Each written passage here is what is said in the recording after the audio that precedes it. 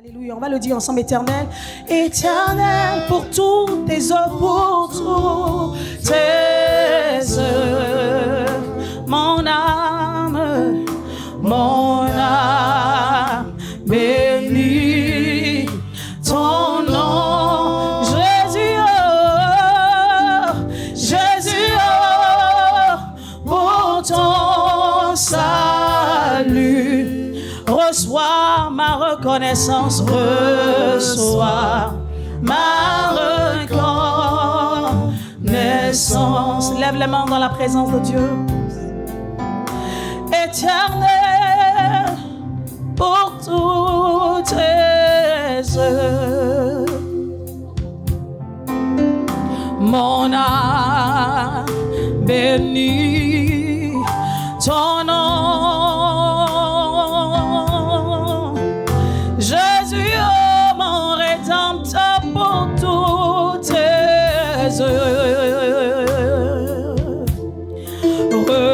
reçois ma reconnaissance, reçois ma reconnaissance. Dis avec moi, éternel, éternel, pour toutes tes œuvres, mon âme bénit, mon âme bénit, bénit ton nom, Jésus, Jésus, pour ton salut. Reçois ma reconnaissance, reçois ma reconnaissance.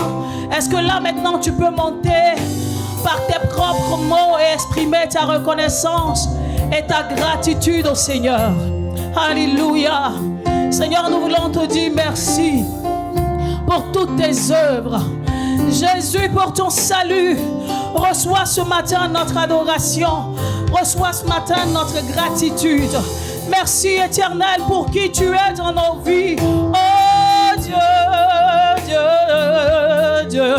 Oh, reçois ma reconnaissance. Éternel, éternel, pour toutes tes œuvres. Oh,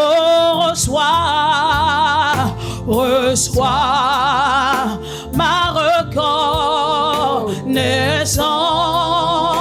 Jésus, oh, Jésus, oh, pour ton salut. Oh my God. Reçois ma reconnaissance. Reçois ma reconnaissance. Reçois ma reconnaissance. Reçois ma reconnaissance. Reçois ma reconnaissance. Reçois ma reconnaissance.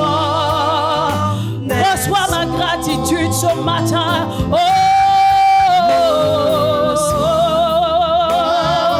ma reconnaissance. Oh, reçois ma reconnaissance. Ah Seigneur, je veux te témoigner ma reconnaissance ce matin. Alléluia. Merci Seigneur. Merci. Tu es Dieu. Tu es Dieu. Tu es Dieu. Incomparable Dieu. Ah. Nous t'élevons ce matin. Nous t'élevons notre Dieu. Nous te louons Seigneur. Nous te bénissons Père éternel au nom de Jésus-Christ, car tu es la source intarissable. D'éternité en éternité, Seigneur, tu coules.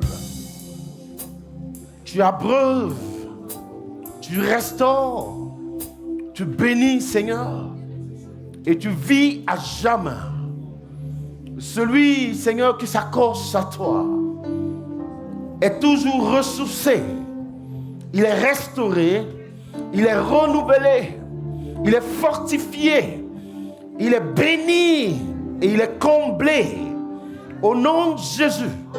Et jamais il ne se lasse de ta présence et jamais il ne se lasse de ta gloire.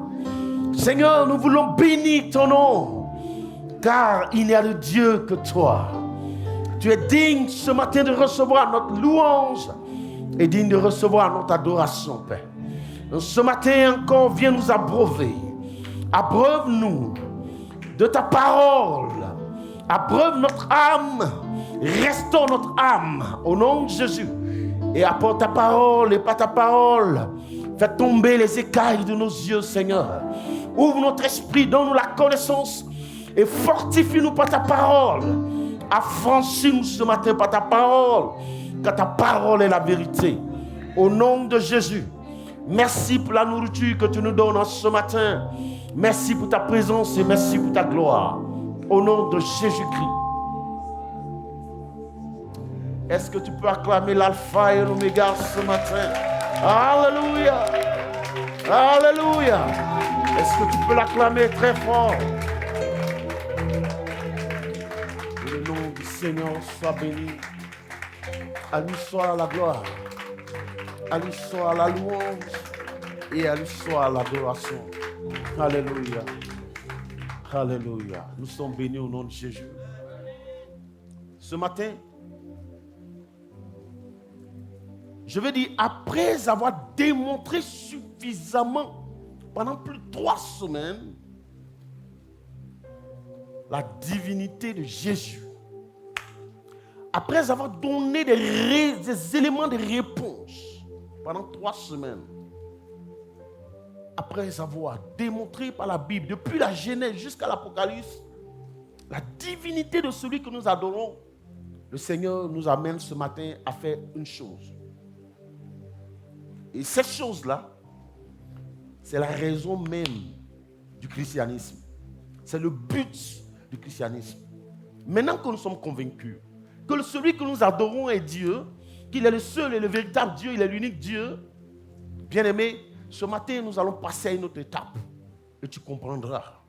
Parce que si tu n'as pas compris cette étape, tout l'effort que tu fais en étant en Christ est vain. Et c'est pourquoi tu as besoin de cette information. Pour que tu ne navigues plus à vue et que tu n'ailles pas dans tous les sens.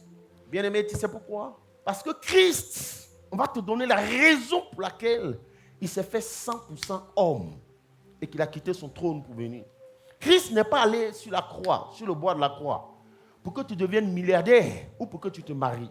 Parce que si c'était pour cela, il n'aurait pas eu besoin de descendre. Pourquoi? Parce qu'avant sa venue, les hommes se mariaient, ils mariaient leurs enfants. Avant sa venue, il existait des hommes riches et puissants, de riches fermiers, de riches bergers.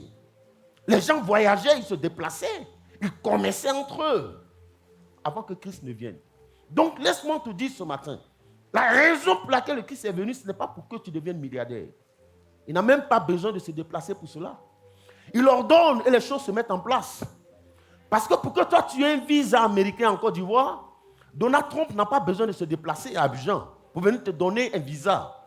Mais si alors Donald Trump est obligé de se déplacer dans une nation autre que les États-Unis, cela veut dire que l'objet de son déplacement est extrêmement important. Cela nécessite son déplacement. Personne d'autre ne peut le faire à sa place. C'est exactement ce que le Christ a fait.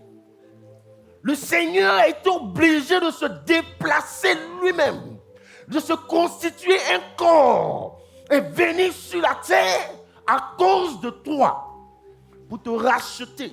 Et pourquoi il a été obligé de se déplacer? Parce qu'aucun élément de la création, aucun élément de la nature ne pouvait te racheter. Pourquoi? Parce que tu es l'image de Dieu. Tu es l'image et la gloire de Dieu. Et donc, ni l'or, ni l'argent ne pouvaient te racheter. Rien d'autre ne pouvait te racheter si ce n'est le Créateur lui-même. Le Seigneur se constitue un corps il s'offre du sang pour venir te racheter. Tu n'es vraiment pas n'importe qui. Parce que pour que tu sois racheté, il a fallu que l'incréé, l'immortel connaisse la mort. Tu penses que c'est un jeu? C'est de la plaisanterie, ça? Toi qui penses que tu n'es rien, toi qui penses que tu n'as aucune valeur aux yeux de la société, mais pour toi, Christ est mort. Bien-aimé, et c'est pourquoi la plus grande abomination qu'un homme puisse connaître sur la terre, la plus grande abomination, le plus gros péché qu'un homme puisse commettre, c'est de se prosterner devant les éléments de la création. C'est de se prosterner devant des grottes. C'est de se prosterner devant le soleil. C'est de se prosterner devant la lune. C'est une insulte au sacrifice de Christ. Et c'est une insulte à toi-même. Toi, à cause de qui il a connu le rejet. Tu vas livrer toute la gloire de Dieu. Tu renies la gloire de Dieu au profit des grottes, des statues, du soleil, des étoiles, de la lune. C'est une abomination. Et cela est impardonnable aux yeux de Dieu. Ça veut dire que tu réduis toute la gloire incorruptible de Dieu à un objet. Est-ce que je me fais comprendre? Mais bien sûr, la plus grande abomination, c'est de faire de ton corps, le siège des démons. De faire de ton corps un objet de prostitution, un objet de dépravation. Le corps que Christ a racheté, tu en fais un objet de dépravation. Tu en fais le siège des démons. Parce que, bien aimé, notre corps devient le siège de l'objet de notre adoration. Est-ce que je me fais comprendre? Je vais répéter. Ce qu'on adore, notre corps là, devient la maison ou le temple de ce qu'on adore. Si tu adores Jésus, ton corps sera le temple du Saint-Esprit. Et les fruits de l'Esprit vont se manifester au travers de toi. C'est-à-dire l'amour, le pardon, la sagesse, l'humilité, la justice. On va voir cela en toi. Un homme frappé d'humilité. C'est pourquoi je vous ai dit, si vous voyez un enfant de Dieu, un homme de Dieu, rempli d'orgueil, ça dit que Christ ne vit pas en lui. Parce que l'esprit de Dieu, c'est l'esprit d'humilité. Un homme de Dieu qui commence à filmer ses voitures, ses maisons, quitte derrière lui. Dieu n'est pas avec lui. Il y a un autre qui est en lui, qui n'est pas Christ. Alors, si tu n'adores pas Jésus et que tu adores autre chose, on va aussi voir les fruits en toi. Le fruit qui va se manifester, c'est la méchanceté, c'est les meurtres, c'est la jalousie, c'est l'hypocrisie, c'est la rancune. Parce que la Bible dit, on les reconnaîtra à leurs fruits. Montre-moi tes fruits et je saurai qui tu adores. Ah, fais-moi voir tes fruits et je te dirai qui tu adores. Si tu es rempli d'amour, d'humilité, je saurai que le Saint-Esprit vit en toi. Je saurai que tu es un enfant de Jésus. Mais si tu es rempli d'arrogance, de méchanceté, de cruauté, tu divises le peuple de Dieu, je saurai aussi qui tu adores. C'est pourquoi c'est un scandale de voir une femme aller se mettre nue dans un salon de tatouage pour faire tatouer ses parties intimes. Mais c'est un démon qui possède tes facultés, c'est lui qui te contrôle. C'est pourquoi au lieu de te rendre dans le temple de Dieu, tu vas dans le temple de démons pour dessiner ce démon-là sur ton corps. Mais oui, c'est pourquoi les tatouages sont diaboliques. Le Dieu que tu adores, que tu aimes, c'est lui que tu dessines sur ton corps. Mais nous, en Jésus, on n'a même pas besoin de dessiner le Christ sur notre corps. On n'a pas besoin d'écrire un verset biblique sur notre corps. Ça se passe dans le cœur. Car les vrais adorateurs l'adorent en esprit et en vérité. Yeah. Yes. Je n'ai pas besoin de ça, de dessiner une croix sur mon corps. Je n'ai pas besoin de porter une croix non plus. Je n'ai pas besoin de mettre un col blanc pour qu'on sache que je suis pasteur. On n'a pas besoin de ça. Je n'en ai pas besoin. Ça se passe entre le Christ et moi. Alléluia. Un gros boubou, une longue chaîne, avec une canne. Mystifier les gens. On n'a pas besoin de ça. Alléluia. C'est ce qui sort de ta bouche. Et ce qui émane de ton cœur. C'est ce qui compte. Et pourquoi le Seigneur a fait cela? C'est de ça que nous allons parler. Je ne sais pas sur combien de temps. Le but pour lequel Christ l'a fait. Pourquoi est-ce qu'il a fait tout ça? Frère, ce n'est pas juste pour ton mariage. Non. Les gens sont toujours mariés avant qu'ils n'arrivent. Les gens ont toujours travaillé avant qu'ils n'arrivent. C'est lui-même qui a institué cela. Et c'est lui-même qui a dit que celui qui ne veut pas travailler, qui ne mange pas non plus. Ça veut dire qu'il est pour le travail. Il encourage le travail. Et il bénit le travail. Ça, c'est que des mesures d'accompagnement. Mais l'essentiel, bien aimé, le Christ, après avoir fait cela, vous savez ce qu'il a fait? La Bible nous dit que, c'est pourquoi Colossiens 1, verset 12 à 14, il dit ceci. Rendez grâce au Père. Oui. Qui nous a rendu capables d'avoir part à l'héritage des saints dans la lumière. Oui. Qui nous a délivrés de la puissance. Qui nous a délivrés de la puissance des ténèbres. Et nous a transformés dans le royaume du Fils de son Pas amour. transformés, transportés. Regardez ce qu'il a fait. La Bible dit que lorsque Christ nous a rachetés, il ne nous a pas laissés dans le monde. Hein. Bien aimé, quand tu vas dans un magasin pour acheter un objet, est-ce que tu laisses l'objet dans le magasin? Non. Non. Quand on va acheter un objet, c'est parce qu'on a besoin de ça. Donc, qu'est-ce qu'on fait? Quand on acquiert l'objet, on le transporte chez soi. On le sort du magasin et on le transporte là où on veut l'utiliser. N'est-ce pas? Donc, Jésus, quand il nous a rachetés, qu'est-ce qu'il a fait? La Bible dit, il nous a transportés dans le royaume du Fils de son amour. C'est-à-dire, il nous a transportés dans sa bergerie. C'est-à-dire, il nous a sortis du monde pour nous transporter dans sa bergerie. C'est pourquoi la Bible dit, c'est vrai, nous vivons dans le monde, mais nous ne sommes pas de ce monde. C'est pourquoi l'Église, la définition de l'Église, c'est l'assemblée de ceux que Dieu appelle hors d'eux. Hors de quoi? Hors du mensonge, hors de la souillure, hors du vol, hors du meurtre. Vous comprenez? Donc Dieu nous appelle hors et nous a rachetés, nous a transportés dans le royaume du Fils de son amour. Il nous a mis dans sa bergerie. Qu'il nous a déposés dans le royaume du Fils de son amour. Ça dit, voilà ce qu'il a dit. Celui qui demeure sous l'abri du Il Très-Haut. dit, celui qui demeure sous l'abri du Très-Haut repose à l'homme de toute puissance. Ça suffit. Il a nous chercher dans le monde. La Bible dit, il nous a d'abord délivrés des puissances des ténèbres. Il faut insister sur cela. Parce que, pour que les gens obtiennent leur délivrance. Parce que depuis des années, tu es dans la délivrance. La Bible dit, il le dit lui-même. Il dit, vous êtes déjà purs, c'est Jésus qui le dit, à cause de la parole que je vous ai annoncée. À cause de la parole que vous avez entendue, vous êtes déjà purs.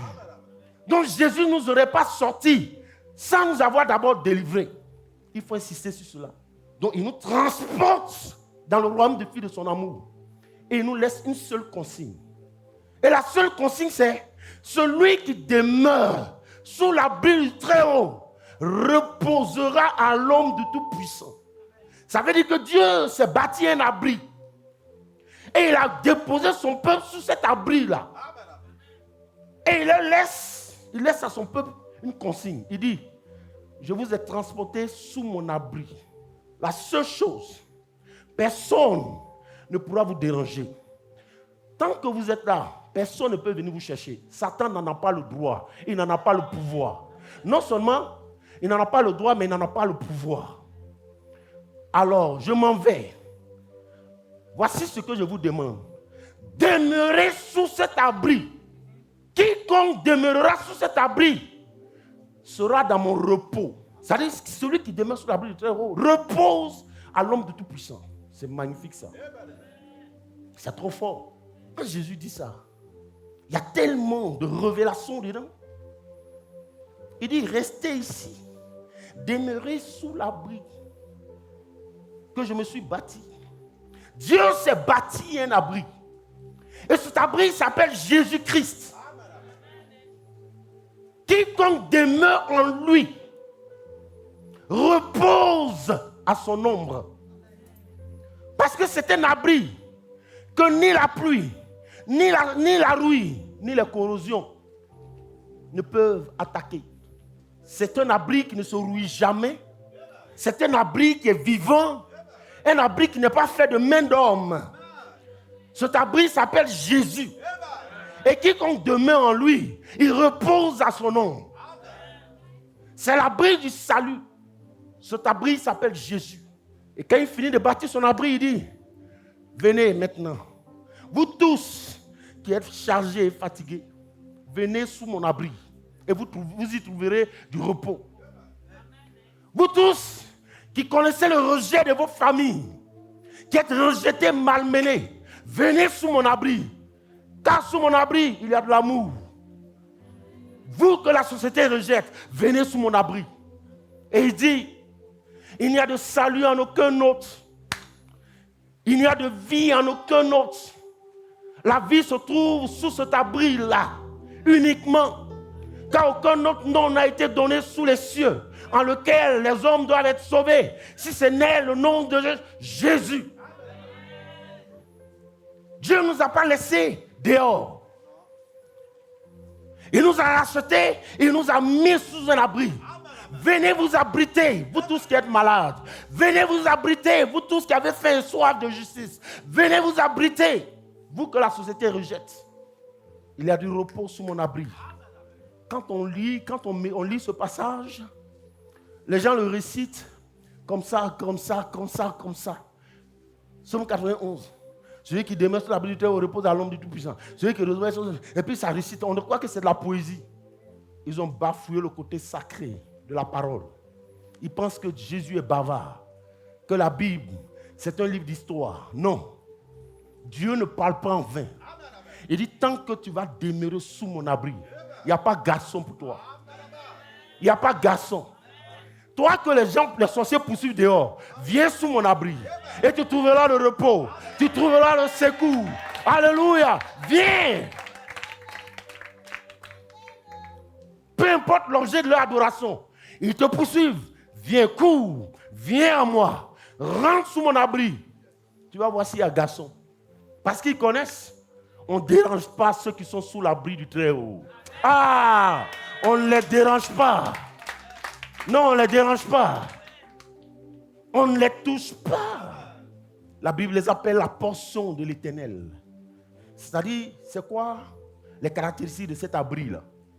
La première caractéristique de cet abri, c'est que c'est un abri sûr. Un abri sûr. Ah, un abri sûr. D'éternité en éternité. C'est un abri qui ne vacille pas, qui ne dandine pas. Les piliers de cet abri-là demeurent toujours frais et puissants d'éternité en éternité. Sa force ne change pas, sa force ne varie pas. Son autorité n'augmente pas, ça ne varie pas. Il demeure toujours Dieu. Sa puissance demeure éternelle. L'éternel Dieu est pour moi un abri sûr. Un abri sûr.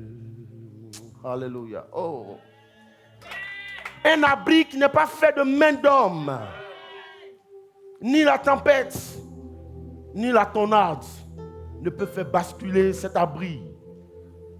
Devant lui, la tornade se prosterne. La tempête se prosterne. La Bible dit, au son de sa voix, la tempête fait silence. Et les vagues de la mer s'abaissent. Dans tout leur orgueil. Alléluia. Yes. Son nom, c'est Jésus-Christ. Le maître des cieux et de la terre. Et regardez, ça c'est la première caractéristique. C'est un abri certain. Sous cet abri, nous avons tout. Il dit, ce que les gens ont dans le monde, vous avez tout en Christ. Mais à la différence, vous avez tout pleinement en lui. Ah! Il dit, c'est pourquoi il dit de ne pas les envier. Il dit ne les enviez pas. Parce que ce qu'ils ont là, vous les avez les mêmes choses en Christ, mais à la différence, vous avez tout pleinement. Parce qu'il est celui à qui habite toute la plénitude de la divinité. Et c'est pourquoi on a tout pleinement en lui. Vous avez le mariage qu'ils ont dans le monde, mais vous l'avez pleinement. Dans la vérité, dans l'amour, dans la justice, sans hypocrisie. Pas un mariage intéressé. Un mariage qui repose sur l'amour. Or, dans le monde, les gens se marient par intérêt, par arrangement, parce qu'ils veulent voyager. Mais en Christ, le mariage est véritable. Il repose sur l'amour, sur la vérité. Eux, ils ont un semblant de justice. Mais vous avez en Christ la véritable justice, la pleine justice. Ils ont un semblant de paix. Mais en Christ, vous avez la paix. C'est pourquoi il dit, je vous donne la paix et je vous laisse ma paix. Je ne vous donne pas comme le monde vous donne, mais je vous donne la paix qui va au-delà de toute intelligence. Alléluia! Est-ce que ce matin, les gens me suivent? Bien aimé, quand on médite, on se rend compte que ça ressemble, mais extraordinairement, au jardin d'Éden. Parce que la Bible dit que dans le jardin d'Éden, Adam et Ève avaient tout. Ils avaient tout à portée de main, ils avaient tout à satiété. Est-ce que quand le Seigneur nous a mis sous l'abri, il a parlé de nourriture? Il n'a même pas parlé de ça. Ça veut dire que ça est là. Parce que ce qu'on a là, on ne cherche plus. Parce qu'il a dit, il s'est pourvu. C'est pourquoi, regardez, pour que tu saches. Vous savez, ce matin, je veux m'adresser aux scientifiques et aux chercheurs. Arrêtez. Regardez-moi droit dans les yeux. Et je vous dis ceci. Arrêtez de chercher le jardin d'Éden. Hein. Depuis des millénaires, vous êtes en train de chercher à localiser où se trouvait le jardin d'Éden. Le Seigneur me dit de vous dire ce matin que vous ne le trouverez nulle part. Parce que le jardin d'Éden, c'est Jésus-Christ. Le jardin d'Éden, c'est Jésus-Christ. Si vous êtes en train de chercher le jardin d'Éden, le Seigneur me dit de vous dire que vous ne le trouverez nulle part. C'est pourquoi depuis des millénaires, vous cherchez à localiser le jardin d'Éden et vous ne le trouvez pas. Si vous voulez voir le jardin d'Éden, le jardin s'appelle Jésus. Et je vais vous donner la preuve ce matin qu'il est le jardin d'Éden. Avant de parler de la raison pour laquelle Christ nous a mis dans la bergerie, là, on est en train de voir les caractéristiques. Le jardin d'Éden s'appelle Jésus. C'est pourquoi personne ne peut le trouver. Mais on ne le cherche pas, le jardin. On ne le cherche pas avec des loupes, avec des jumelles. Le jardin d'Éden s'appelle Jésus. C'est par l'esprit qu'on le trouve. Ce n'est pas en parcourant monts et vallées, en allant en Orient, fouillant partout, en remuant la terre, en secouant les rochers. Vous n'allez jamais le trouver. Allez dire aux scientifiques, aux chercheurs, que le jardin est là, il est réel. Désormais, le jardin a un nom. Et son nom, c'est Jésus-Christ de Nazareth. C'est pourquoi la Bible dit, celui qui l'a trouvé a trouvé la vie. En lui, nous avons tout pleinement. Parce que dans le jardin, il y avait tout pleinement. Maintenant, si tu veux, je vais te démontrer cela bibliquement. Genèse 2, versets 8 à 17. Puis l'Éternel Dieu planta un jardin bien, en vous allez voir que c'est en vérité lui le jardin d'Éden. Désormais, le jardin d'Éden, tu ne vas pas le trouver en Israël. Ce n'est pas en Israël que ça se trouve. Le jardin d'Éden existe bel et bien. Mais le jardin d'Éden a un nom. Parce que le jardin d'Éden de la Genèse, c'était juste l'échantillon, l'ombre des choses à venir. Mais le jardin parfait s'appelle Jésus-Christ. Regardez la description du jardin. Puis l'Éternel Dieu planta un jardin. Puis l'Éternel Dieu planta un jardin en Éden.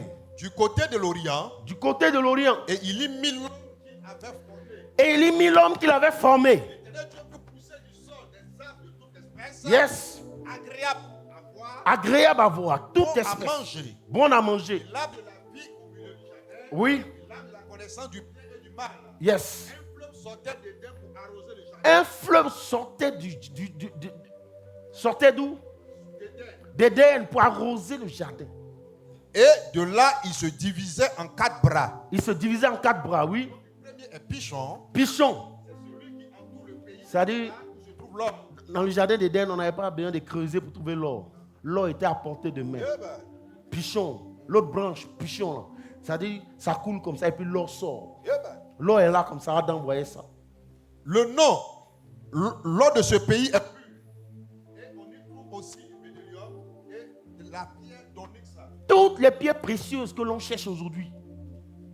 Le nom. C'est pourquoi les gens se font la guerre, les nations se font la guerre. Là. Dans le jardin d'Éden, on avait tout à portée de main. Le nom du second fleuve est Gihon. Oui. C'est celui qui entoure le pays de Couche.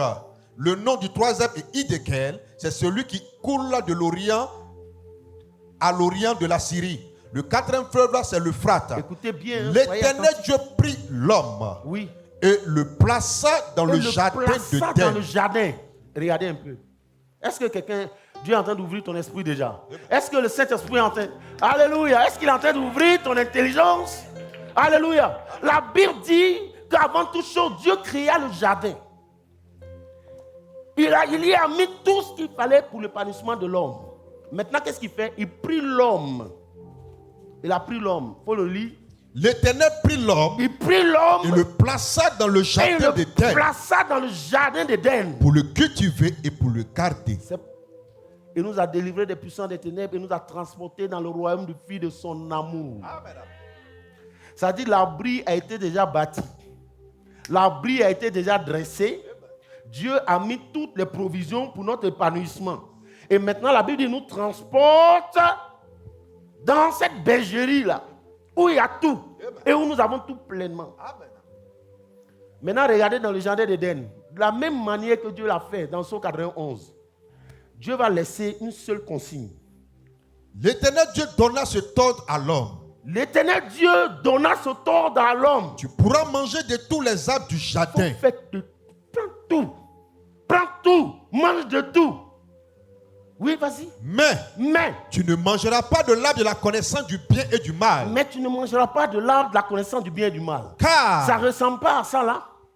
Où on dit, celui qui demeure sous l'abri du Très-Haut. Ça dit, si tu ne sors pas, tant que tu ne sors pas d'ici, ça dit tout ce que tu as fait. Je me suis pourvu. Mais toi, il faut rester dedans. Tant que tu es dedans, tu as la santé, tu as la vie, tu as le mariage, tu as l'enfantement, tu as la sécurité. Alléluia. Tu as tout. La seule chose que tu as fait, c'est d'y demeurer. C'est la même chose dans le jardin d'Éden. Il a tout préparé. Il dit, il a transporté dedans. Il dit, toi, tu peux manger de tout. Il lui a dit même, il faut le cultiver puis il faut le garder. Tant que tu ne manges pas de ce table-là, tout ce qui est dans le jardin, là, c'est à toi. Tu n'as de compte à rendre à personne. Personne ne pourra venir te déranger. La preuve, quand Satan est venu, il n'est pas entré dans le jardin. Il est resté à côté. Et puis il a négocié.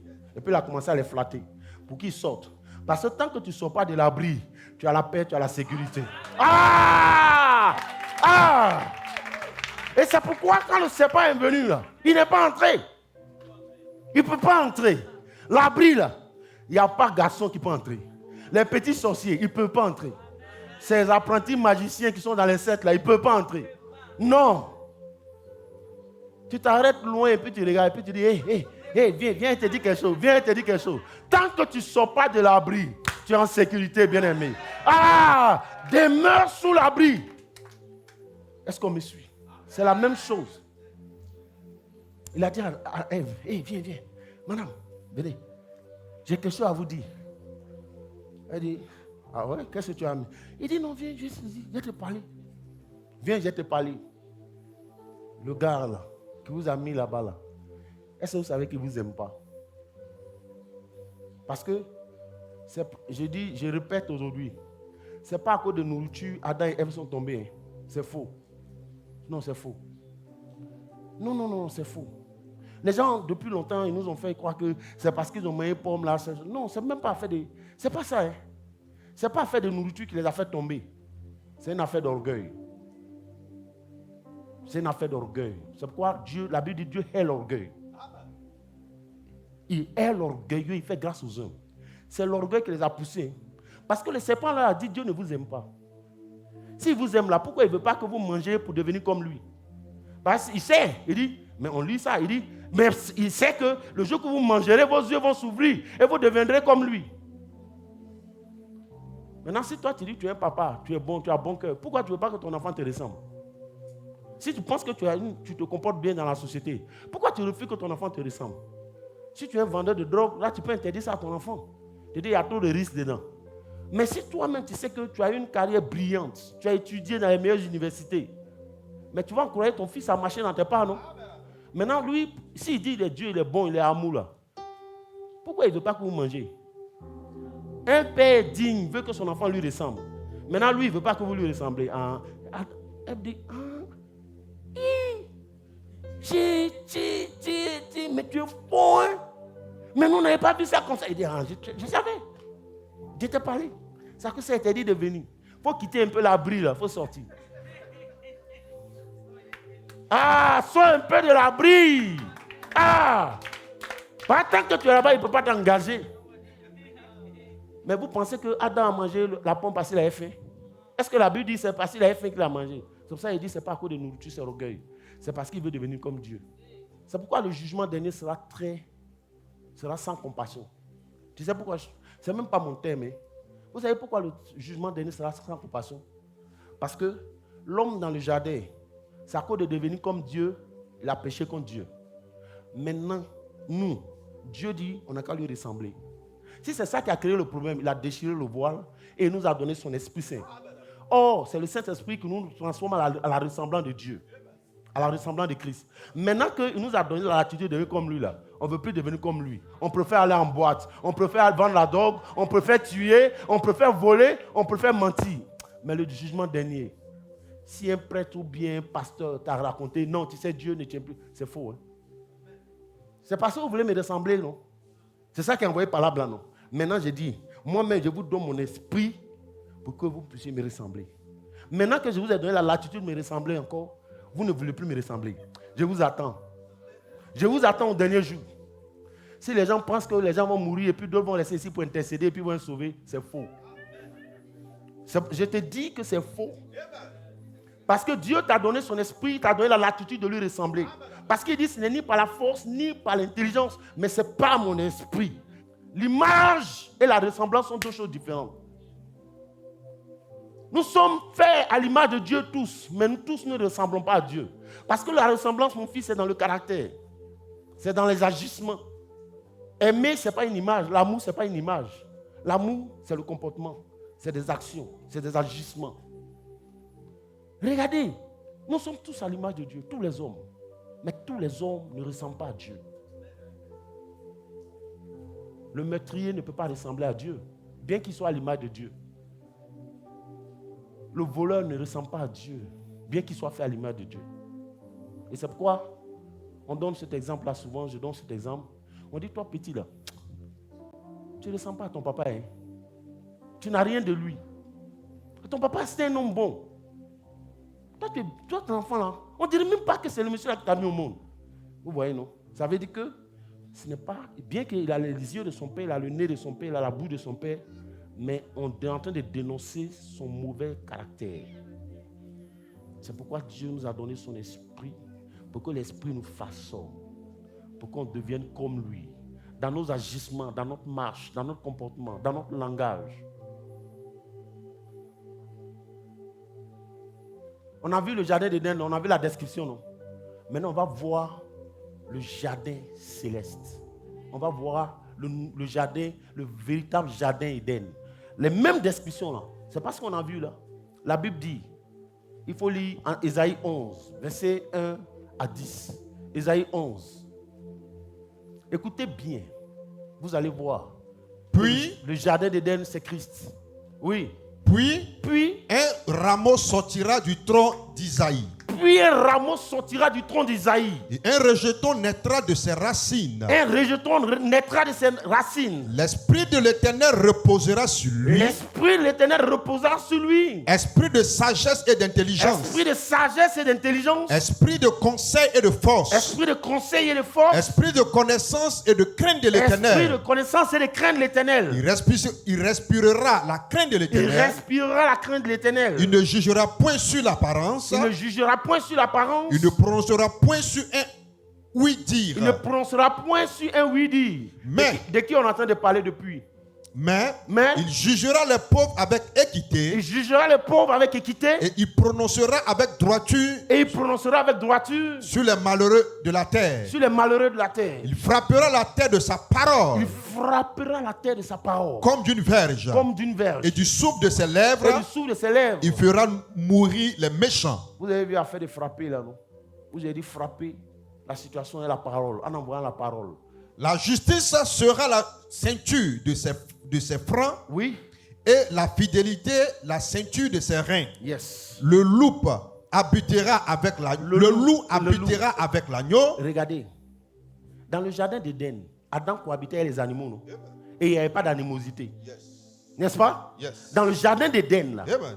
Adam cohabitait avec les animaux. Yes. Il y avait le tigre, il y avait le lion, il y avait tout. Tous les animaux. Est-ce qu'on a entendu dire qu'il y a quelque chose, comment on appelle ça? Il y a un lion qui a agressé Adam? Non. Jamais. Voici le véritable jardin parfait. Le jardin d'Éden parfait. La Bible dit, en lui, oui, le loup habitera avec l'agneau. Le loup habitera avec l'agneau. Et la panthère se couchera avec le chevreau. Et la panthère se couchera avec le chivreau. Le veau, le lionceau. Le veau et le lionceau. Et le bétail qu'on engraisse seront ensemble. Ils seront ensemble. C'est en Christ seul qu'on trouve ça. Amen. Où le braqueur, il vient en Christ. Maintenant, il mange avec nous. Il est calme. Le voleur, la prostituée. C'est en Jésus seul. Que le braqueur, quand il arrive, il est transformé. Il jette son pistolet, il jette son arme. Et il devient commando dans l'église de Dieu. Amen, amen. C'est en Jésus seul. Amen. C'est dans le jardin d'Éden seul que l'homme cohabite avec les animaux. Amen. Mais dans aucune autre religion, les gens, l'animal ne peut cohabiter avec un homme. Si ce n'est en Christ. Celui qui a agressé hier, quand il rentre sous cet abri, il devient doux comme l'agneau. Celui qui volait hier, quand il vient, il travaille de ses mains, il arrête de voler. La prostituée, quand elle vient, elle change de vie. Alléluia. Christ, le jardin d'Éden. Ne cherchez plus le jardin. Arrêtez toutes vos recherches. Parce que vous n'allez jamais le trouver. En lui, nous avons toutes choses. Et nous avons tout pleinement. Est-ce qu'on peut acclamer le Seigneur? Alléluia. Tout. Tout en lui. D'où le thème de mon message. C'est-à-dire, c'est quoi la raison? C'est là que j'aime m'arrêter. Ça a été l'introduction, je t'ai dit. C'est le dimanche prochain qu'on va commencer à développer. Parce qu'on ne peut pas aujourd'hui. Tout ce qu'on a fait là, c'est juste l'introduction. Mais si tu penses qu'il y a des révélations dedans, c'est juste l'introduction. Mais Jésus a fait tout ça là pourquoi? Pour quelle raison? 2 Corinthiens 3, verset 18. Nous tous qui, le visage découvert, contemplant comme dans un miroir, la gloire du Seigneur, nous sommes transformés, en la même image, de gloire en gloire, comme par le Seigneur, l'Esprit. Amen. Le thème de mon message, c'est la puissance de la contemplation. Car le Seigneur nous a amenés dans sa bergerie pour qu'on puisse contempler sa gloire et pour qu'on devienne comme lui. Parce que l'homme est façonné parce qu'il contemple. Qu'est-ce que tu contemples? Fais-moi savoir ce que tu contemples et je te dirai qui tu es. Et je saurai qui tu es. Celui qui contemple le Seigneur, la Bible dit, il se lève à la même image que lui. C'est là que je m'arrête. Ce sera le thème du dimanche prochain. On acclame le Seigneur. Alléluia.